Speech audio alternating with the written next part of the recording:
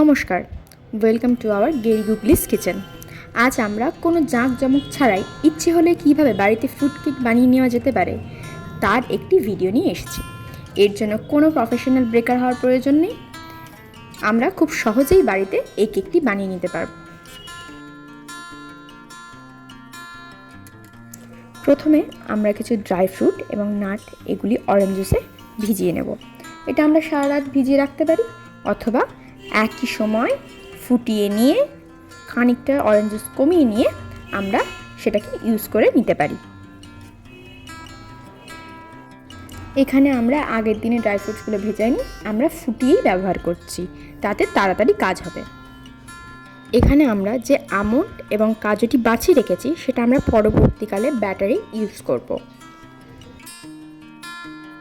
এখানে এবারে আমরা একটি মোটা তলযুক্ত পাত্র নিয়ে নিয়েছি এবং সেখানে কিছু পরিমাণ চিনি ও খুব সামান্য পরিমাণ জল নিয়েছি।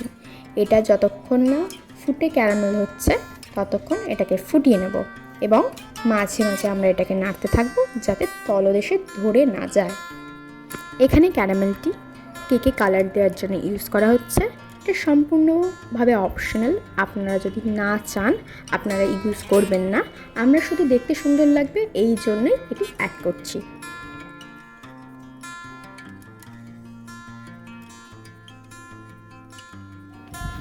এবার চালনি বা স্ট্রেনারে আমরা 2.5 কাপ মতো ময়দা নিয়ে নেব এবং সেটাকে খুব ভালো করে স্ট্রেন করে নেব যাতে কোনো পরিমাণ দলা পাকানো ময়দা না থাকে, যেটা কেকে পরবর্তীকালে মুখে পড়লে খুব খারাপ স্বাদ দিতে পারে।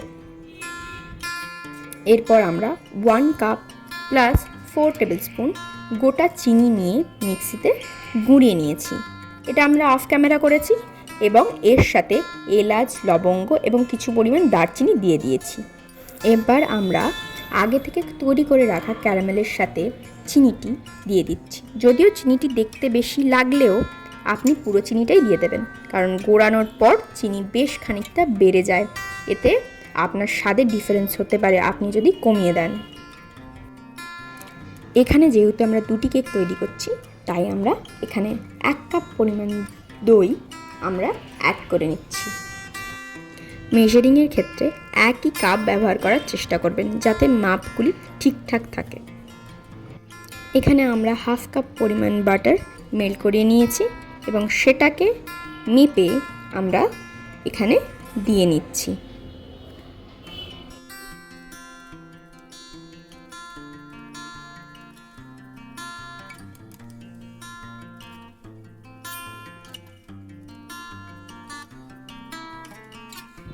এবার আমরা এই লিকুইড ইনগ্রিডিয়েন্টসগুলোকে খুব ভালো করে মিক্স করে নেব যাতে চিনিটা খুব ভালোভাবে মিক্স হয়ে যায় এই ইনগ্রিডিয়েন্টসগুলোর সাথে।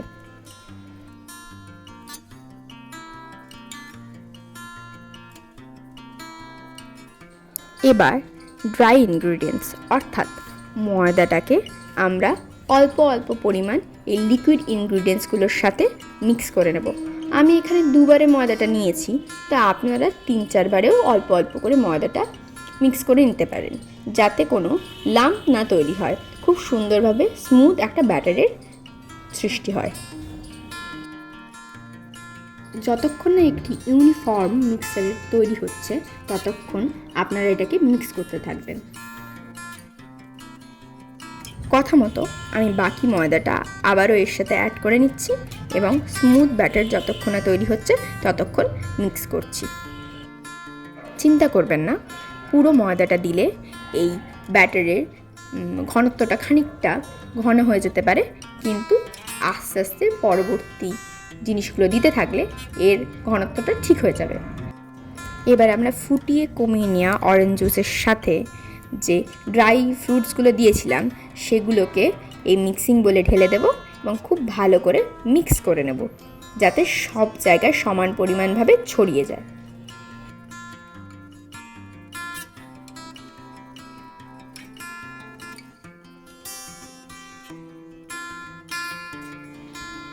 এবার আমরা এখানে বেকিং সোডা 1/2 টিস্পুন এবং বেকিং পাউডার 1 টিস্পুন এবং নুন 1 টিস্পুন মতো দিয়ে নেব।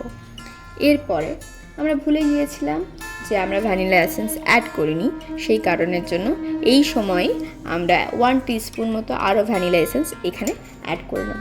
কিন্তু এটি আমরা যদি লিকুইড ইনগ্রিডিয়েন্টসের সঙ্গে অ্যাড করতাম বেশি ভালো হতো, তবে এই সময় কোনো সমস্যা হবে না, আমরা এখনও অ্যাড করে নিতে পারি।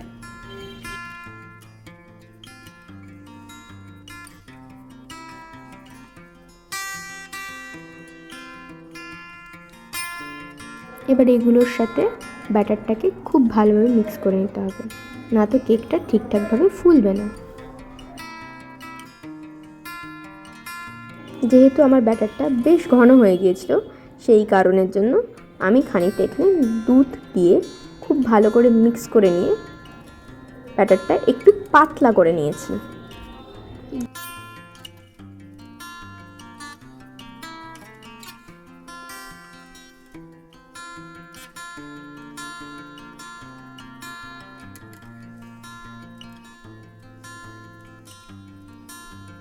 ব্যাটারটার ঘনত্ব ঠিক এরকম থাকবে, না খুব বেশি পাতলা না খুব বেশি ঘন।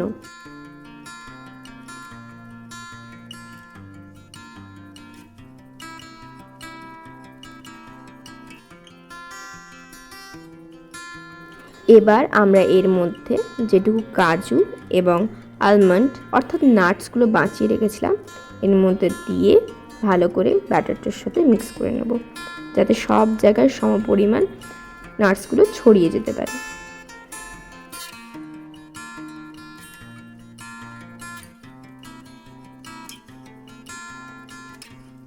এবার ব্যাটারটা তৈরি হয়ে গেছে। এবার আমরা একটা এরকম কন্টেনার নিয়ে নিয়েছি, কারণ কেক টিন সবসময় সবার বাড়িতে অ্যাভেলেবেল থাকে না, কিন্তু এই কন্টেনারগুলো মোটামুটি খুব ইজিলি অ্যাভেলেবেল, সব জায়গাতেই পাওয়া যায়। একটি কেক টিনের থেকে খুব কম পয়সাতেই এই কন্টেনারগুলো পাওয়া যায়। এবার বেশ খানিকটা বাটার নিয়ে এই কন্টেনারটার চারিদিকে আমি লাগিয়ে নিয়েছি, যাতে কোনো রকমভাবে কেকটা এর মধ্যে আটকে না যায়। আপনারা চাইলে অয়েল ব্যবহার করতে পারেন, তাতে কোনো টেস্টের ডিফারেন্স আসবে না। এবার একে একে এই কন্টেনারগুলিতে আমি কেকের ব্যাটারটা ঢেলে নেব। আমি আগেই যেহেতু বলেছি যে আমি একটা কেক না 2টো কেক তৈরি করছি, সেই কারণের জন্য এখানে 3টে কন্টেনার ফিল করা গেছে, কিন্তু আপনারা যদি কেক টিন ইউজ করেন তাহলে এখানে 2টি কেকই হবে। অফ ক্যামেরা আমি খানিকটা আলমন্ড কেটে এর উপর গার্নিশ করে নিয়েছি, যাতে একটু দেখতে ভালো লাগে। আমরা এখানে মাইক্রো ওভেন ইউজ করছি, আপনাদের বাড়িতে মাইক্রো ওভেন অ্যাভেলেবেল না থাকলে আপনারা কুকারের ব্যবহার করবেন। সেক্ষেত্রে সিটিটা অবশ্যই খুলে রাখবেন এবং নিচে নুন দেওয়ার চেষ্টা করবেন, এবং সেক্ষেত্রে 40 মিনিটস মতো এই বেকিং প্রসেসটা চলবে। এবার আমরা মাইক্রো ওভেনে এই কেকটা ঢুকিয়ে দিচ্ছি। এর সাথে সেটিংসটাও আমরা আপনাদেরকে দেখিয়ে দিচ্ছি কিভাবে মাইক্রো ওভেনটাকে সেট করতে হবে। কনভেকশন মোডে 180 ডিগ্রি সেলসিয়াসে 35 মিনিটসের জন্য প্রথমে আমরা কেকটাকে বেক করতে রেখেছি।